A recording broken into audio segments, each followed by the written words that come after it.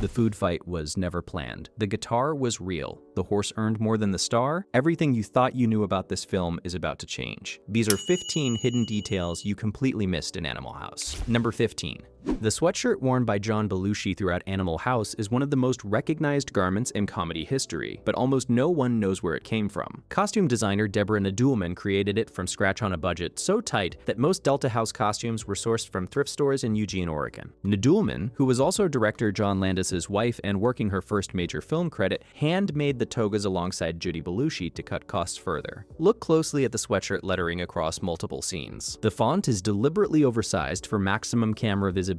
Every time that sweatshirt fills the frame, you are watching a calculated design invention, not a college store staple. The rest of the costumes on set carried their own hidden story. Number 14. The rowdy parade crowd and fraternity party scenes feel like organized background chaos, but two of those faces were making some of their earliest appearances in a feature film. Kevin Bacon, playing ROTC cadet Chip Diller in the homecoming parade sequence, was appearing on screen for one of his first times. Karen Allen, cast as Katie, was simultaneously stepping into one of her earliest film roles. Pause the parade sequence and look at the ROTC cadets being shoved through the chaos. Bacon is visible in the crowd, completely anonymous. What registers as background noise in the climax is actually the launch point for two significant Hollywood careers. That parade was not filmed anywhere near the university campus where the rest of the film was shot. Number 13. Every confrontation scene set inside Dean Wormer's imposing wood-paneled office radiates institutional authority. That authority was completely real. The office is Johnson Hall at the University of Oregon, the actual working office of then University President William Beaty Boyd, who personally loaned it out for filming. Every scene shot in that room, including the horse sequence, took place inside the genuine seat of the university's administration. Look at the bookshelves, the window layout, and the architectural details in any Wormer office scene. None of it was built on a soundstage. The power dynamic between Wormer and the Deltas carries a layer no set designer could have manufactured. Boyd only signed off on the production after a string of other universities read the script and immediately refused. Number 12.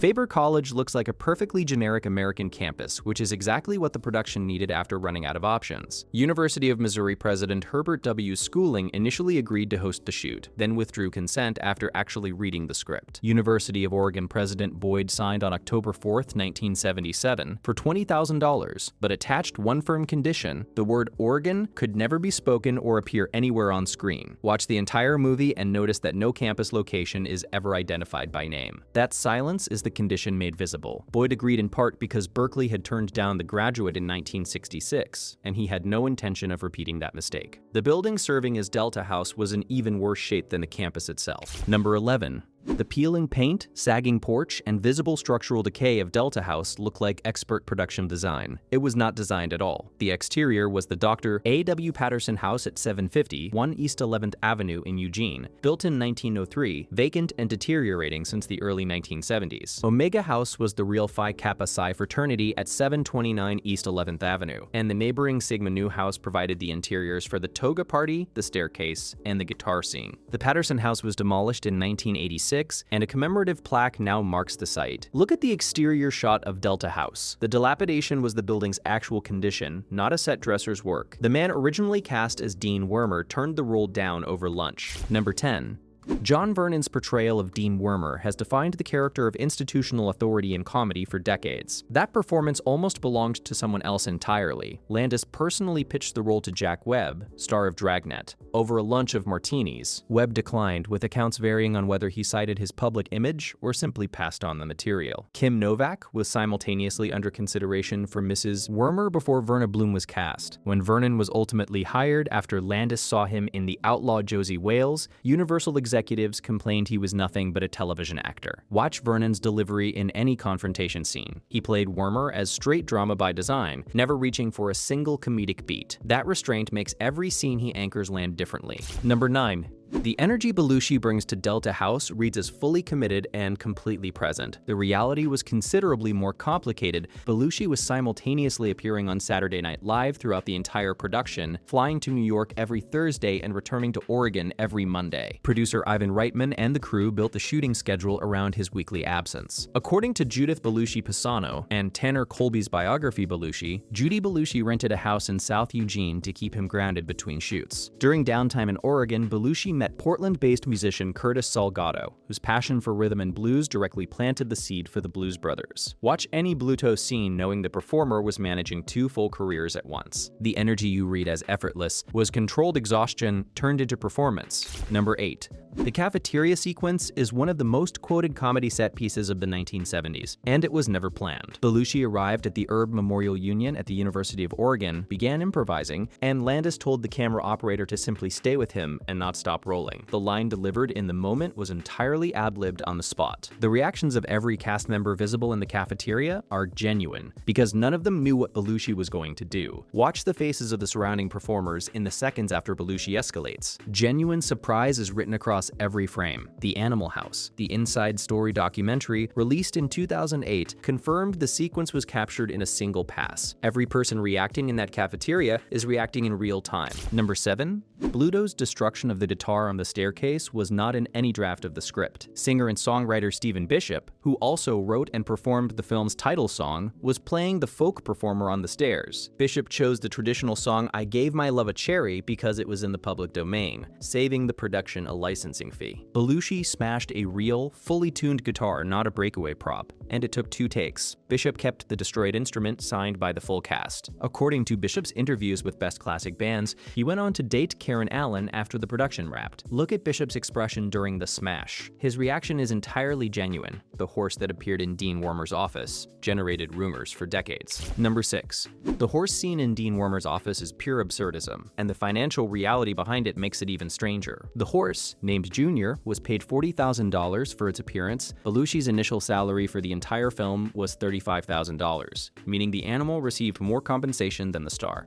Junior was unharmed during filming. Flounder fires a blank and the horse reacts to the sound. Look at the animal's position in relation to the actual presidential office furniture. That reaction was filmed inside the real University of Oregon administrative building. According to producer Maddie Simmons' book Fat, Drunk, and Stupid, the horse's fee exceeded the lead actor's deal. The actor whose potential earnings dwarfed Junior's fee had turned down a completely different financial arrangement before filming even started. Number 5. Donald Sutherland's appearance as Professor Jennings is brief and relaxed, the work of a performer doing a favor for a friend. Landis had known Sutherland since 1969, when Landis worked as a crew member on Kelly's Heroes. Sutherland was offered 2 separate deals, a flat fee with no back end, or a smaller upfront payment against 2% of the gross. He chose the guaranteed money, reportedly between $35,000 and $40,000, assuming the film would fail. That 2% stake would eventually have been worth approximately $14 million.